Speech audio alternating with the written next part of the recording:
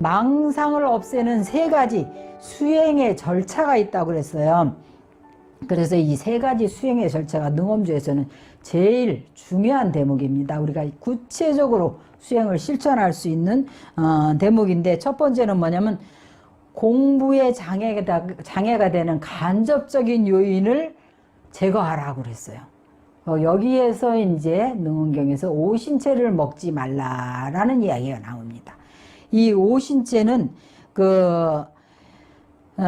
이 세상의 12가지 종류의 중생들은 스스로 완전할 수가 없어서 4가지 종류의 음식에 의지를 한다는 거예요. 그래서 씹어서 먹는 음식, 그 다음에 촉감으로 먹는 촉식, 그 다음에 생각으로 먹는 사식, 그래서 씹어서 먹는 거는 단식이라, 씹어가지고 끊을 단자. 그리고 촉감으로 먹는 건 귀신들은 속으로 먹는다 하잖아요. 그래서 어떤 사람들이 제사를 지낼 때 뭐 눈이 열린 사람, 업통으로 눈이 보이는 사람들이 있어요. 그 사람들을 보면 귀신들이 막 음식에다 몸을 이렇게 댄다는 거야. 그래서 어떤 스님들 절대 제사 지낼 음식 안 먹는 스님들이 있어요. 근데 그 음식을 이렇게 끓여서 먹으면 상관없습니다. 아니면은 불화자를 써도 돼요. 어떤 스님들은 불화자를 써서 드시는 스님들도 있어요.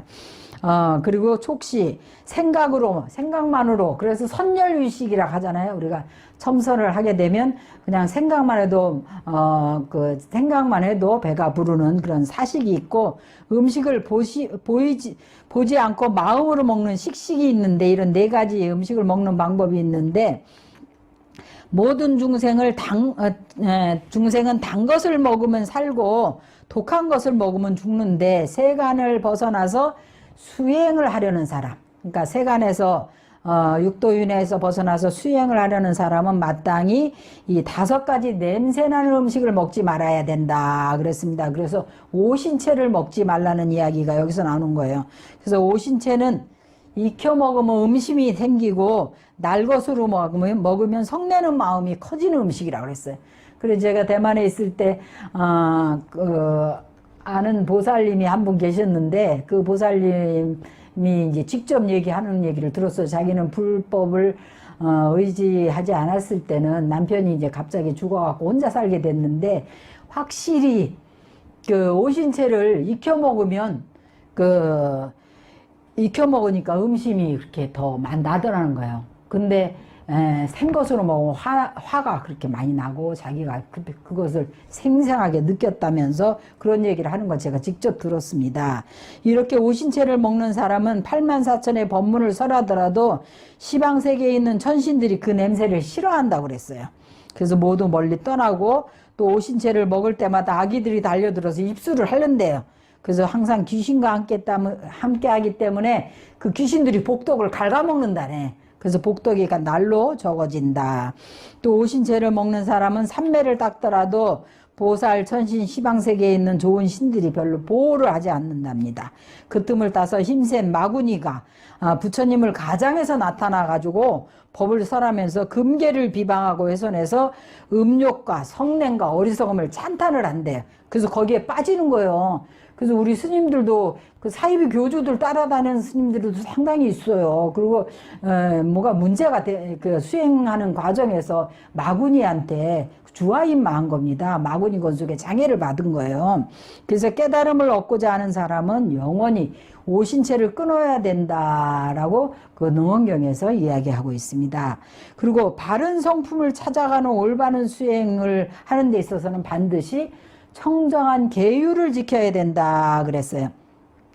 그래서 우리가 수행은 뭐냐면, 수행은 습기를, 좋은 습관을 바꾸는 그것이 수행이다. 그래서 대승기실론에서 보면은 수행은 바로 훈습이다 그랬어요. 좋은 습관을 익혀나가는, 훈습이라는 게 훈제 식품, 연기를 계속 식으면 그 식품이 그 연기를 쬐갖고 훈제 식품이 되듯이 수행은 바로 훈습이라는 거예요. 좋은 습관을 계속 익히는 거예요. 그래서 나쁜 습기를 제거하는 그런 습관에, 그런 그 조금이라도 남아있는 그런 습관을 제거하는 것이 수행인데, 그때 그 습기를 대처하는 방법은 계율을 잘 지키는 것이 첫 번째이다 그랬어요.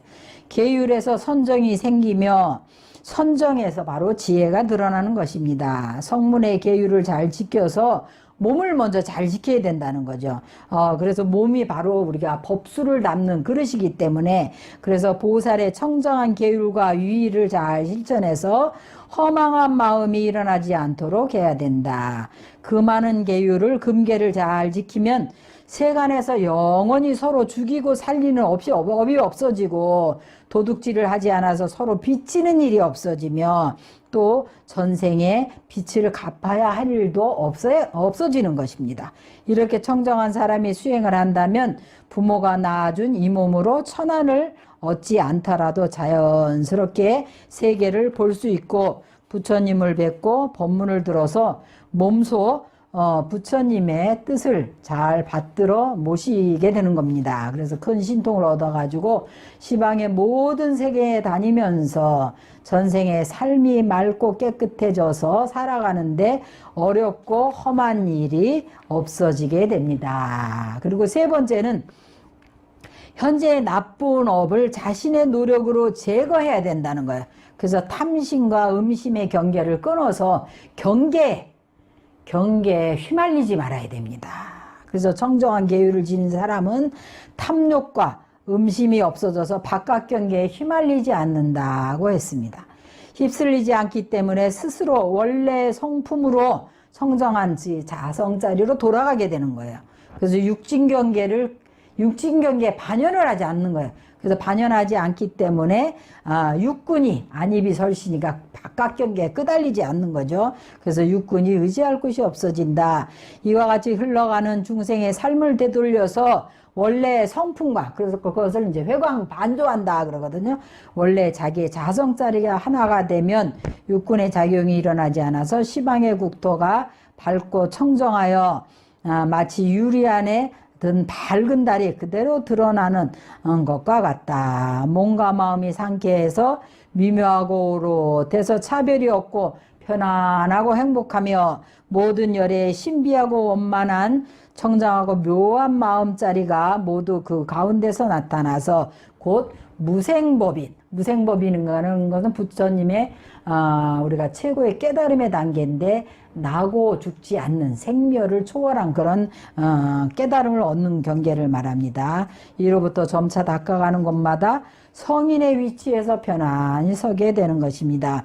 애욕이 말라 없어져서 육군과 육경이 만나지 않으며 애욕이 다시 이어지지 않아서 집착하는 마음이 텅 비어서 맑아지니 순수한 지혜가 드러나게 되는 것입니다. 이 지혜의 성품은 오롯이 밝아서 시방세계를 맑게 하여 애욕이 사라진 자리에 지혜가 있으니 이를 일러서 우리가 이제 처음 수행의 단계인 건해지라고 그래요. 능언경에서 가장 그 첫 번째 단계 건해지에 들어가게 말을 건다 지혜했자 건해지에 들어가게 되는 것입니다. 그래서 결론 부분을 또 말씀드릴게요. 지금까지 살펴본 바 능언경의 가르침을 통해 우리가 윤회의 세계에서 헤매이는 이유는 감각기관이나 그 대상 경계를 나의 참마음으로 착각하기 때문에 그 마음에 너무 자기가 집착을 하는 거예요. 자기 느낌에. 그래서 밖으로부터 궁극적인 행복이나 평화를 갈구하려 해도 절대로 얻을 수 없다는 것을 알 수 있었습니다. 밤에 사물을 볼 때 등불이 빛을 낸다고 해서 등불이 보는 것이 아니듯이 눈이나 감각기관은 도움을 줄지언정 궁극적으로 세상을 보는 것은 우리 마음의 성품뿐이기 때문입니다. 하지만 우리들은 허망한 경계와 견해를 만들어서 나와 우리나라, 민족, 인간과 자연 등을 분별하면서 나와 내가 속한 곳의 이익과 발전만을 위해서 살아가고 있습니다. 원래 나의 것이라고 할 것도 없는 이 지구촌에서 스스로 산하대지의 주인이 되어 약탈하고 훼손하며 땅을 갈라서 경계를 세우고 적을 만들면서 스스로 어지럽고 혼란스러운 세상을 만들어냈습니다. 이와 같은 어리석음의 원인은 바로 우리 자신에게 있는 것입니다. 온갖 망상이 스스로 일어나서 서로가 원인이 되어 어리석음만 쌓여서 이렇게 수많은 세월을 지내왔습니다. 그 어리석음에 어떠한 원인도 없다는 것을 깨달아서 이러한 망념이 의지할 곳이 없으면 망념이 생겨나는 일조차 없을 것입니다. 그래서 온 우주에 꽉 차 있는 참된 성품의 마음자리를 보게 되면 그것은 차별적인 것이 아니라 연결되고 전체적인 것이기 때문에 전부 나의 것이면서 동시에 모든 것임을 알게 됩니다. 능원경은 이러한 어리석음, 망심, 망령된 마음에서 벗어나서 사실을 사실대로 보는 내 안의 지혜의 눈을 되찾아서 분별하지 않는 정견으로 행복하게 살라는 부처님의 큰 가르침을 품고 있습니다.